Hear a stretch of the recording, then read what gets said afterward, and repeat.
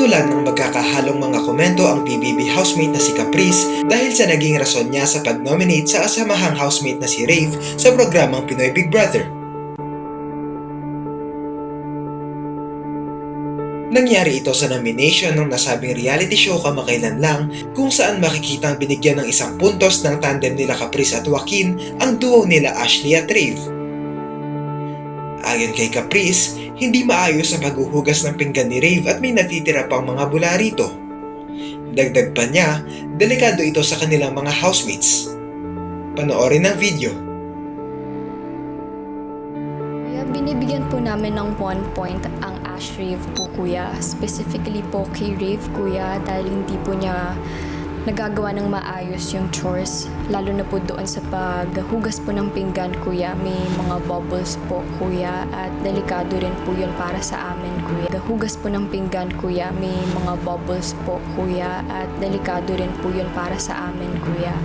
Halo-halo ang naging komento ng mga netizens sa social media dahil sa sinabing ito ni Caprice.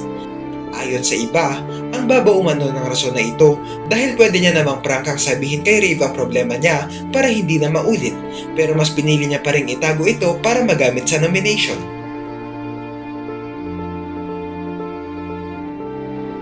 May mga dumepensa naman sa naturang girl housemate at sinabing na iintindihan nila si Caprice sa kanyang rason dahil kilala siya bilang may OCD at mahalaga ang kalinisan at kalusugan para sa kanya.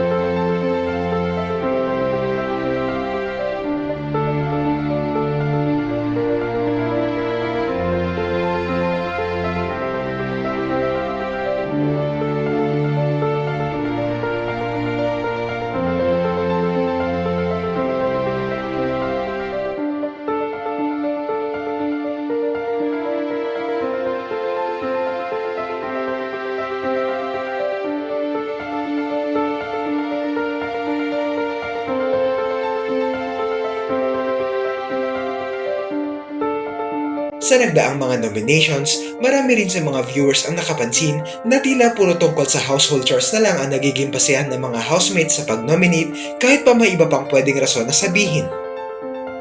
Dahil dito, may mga umaasa rin na sana sa mga susunod na nominations ay ilabas nila ang pagpapakatotoo nila at gawing rason sa pag-nominate ang mga dapat pagtuunan ng pansin sa kanilang pag-uugali at hindi lang sa mga gawaing bahay.